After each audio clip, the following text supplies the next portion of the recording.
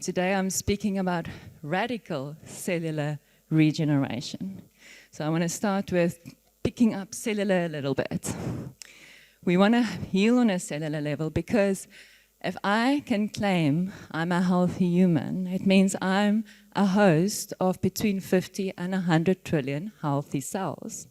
If I can claim that, it means the cells that makes up my liver are all healthy and they deliver a healthy liver.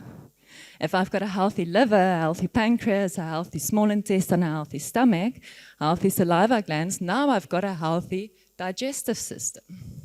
If I've got healthy glands and they're all healthy, now I've got a healthy endocrine system. So looking at healing systems is not always the answer. It's going to that building blocks of systems. So if we are cells, what else is in our body? There's two fluids, two major fluids. There's the lymphatic fluid that makes up 80% of the fluid in your body. It surrounds every cell. So the lymphatic fluid has got the privilege to carry wastes away from the cells. Like the cells, like us, we eat, transmute energy, and we have a waste product. Each cell has the same thing. It eats, transmutes energy, and has a waste product. But my liver cell can't up and go to the loo to do its waste product there. It actually needs the lymphatic fluid to come around, pick it up, and swoosh it away, and preferably help it to exit the body, which is where the key is. We'll get back to that. You don't want a sticky, dried out, dehydrated lymphatic fluid. That's when your organs there's nothing even to catch their waste. It's just literally they are drowning in their own wastes. The other major fluid is blood. So that's only about 20% of the fluids in our body, and that's the kitchen, right? It brings us the nutrients and the oxygen. It's another reason why focusing on a cellular level is really helpful. We've built ourselves a crazy society, guys. I don't believe we are victims as much. I believe we are the creators of it. We're the ones sitting with the power of making decisions, where we put our money, where we put our investments, where we put our time, where we turn our backs and pretend it's not there. You know, we've got a lot of biological, small molecular poisons that we've designed in our society. This machine is insanely incredible. We just need to get it to the place where it functions the way it was designed to function. So this is one I think this crowd is very well aware of. It's not something I really need to read even, but it's true.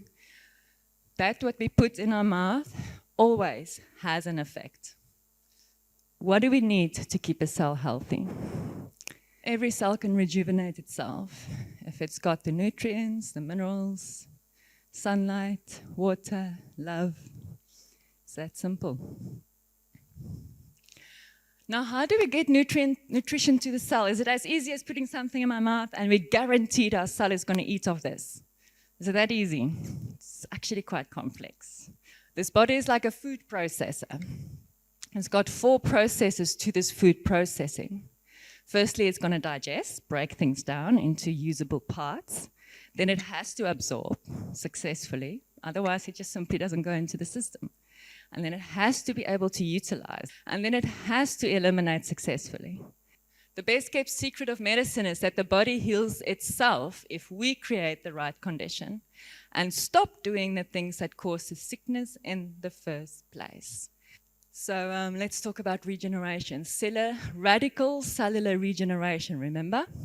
We spoke about how to get nutrients to the cell, how to make sure they stay clean so that we've got happy cells. First step. Second thing, we want to regenerate as a host of 100 trillion cells. We now want to go into regeneration. How do we do it? We alkalize.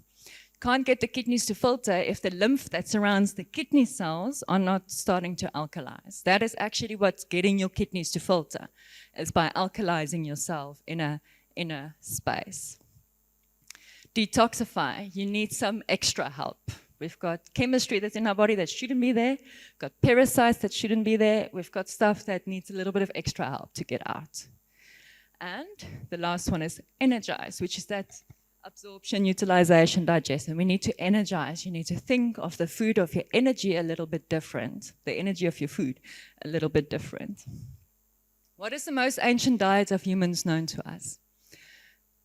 It's quite funny. You can take any religion. Oh, well, I can't say I've taken all religions. I've taken plenty.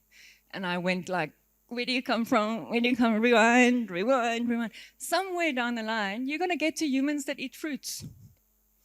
You know, Eastern philosophy started with breatharians, then waterians, fruitarians, vegetarians, omnivore. There needs another one. We've now carnivores as well. I've met a few meat-eating humans that doesn't eat anything else. Survival 101. How do you know what to eat if you don't know what to eat?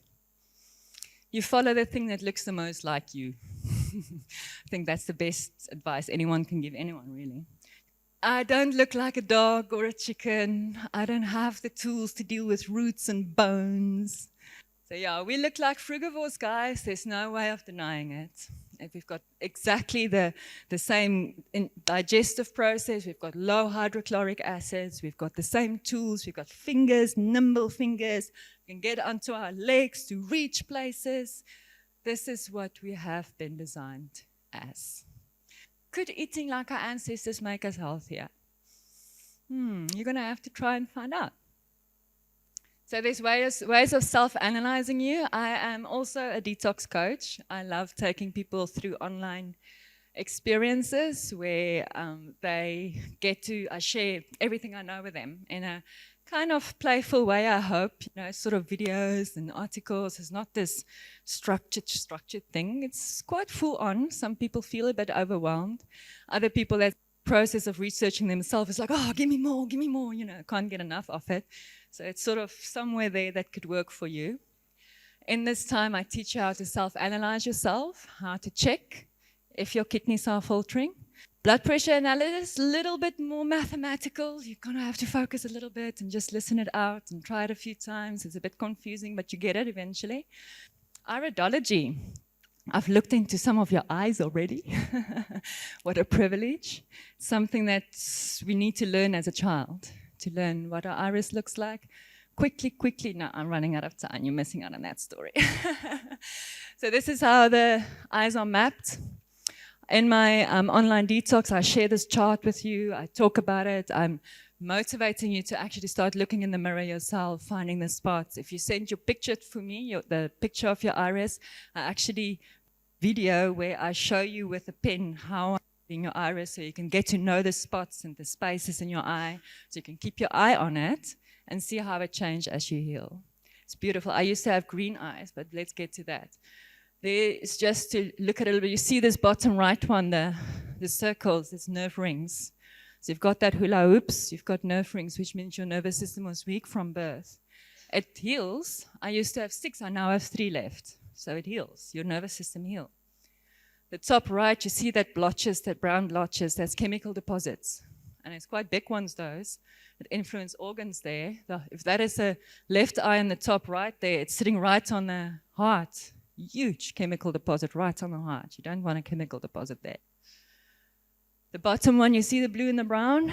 The brown is that part of the body that is completely congested in the 3rd level of congestion, and the rest of the body not. Either that or a huge chemical deposit, which you then find out as you journey.